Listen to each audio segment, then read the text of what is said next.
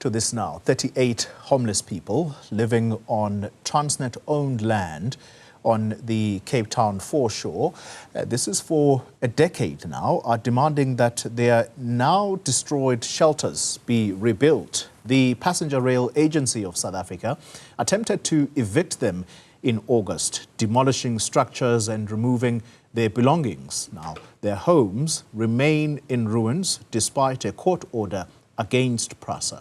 Latashia Naidoo tells us more.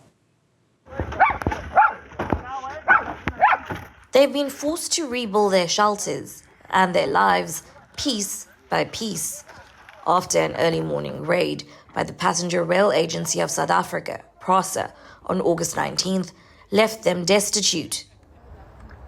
Now, the 38 people occupying Transnet-owned land on Cape Town's Foreshore say that Prasa has infringed on their human rights by ignoring a court order forcing them to rebuild the demolished structures.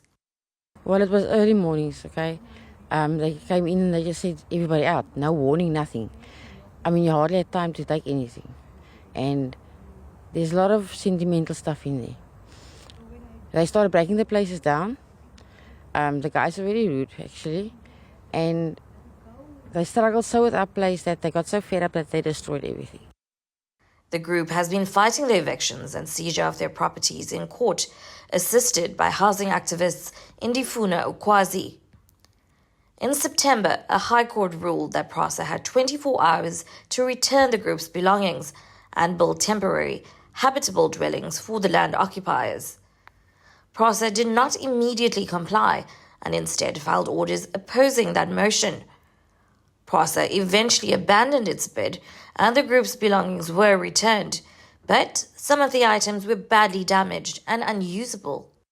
The order was fairly simple. You have to return, restore and reconstruct. They've only partially complied with the order, which is not only flies in the face of the rule of law, but it also is a continuing injustice to our clients.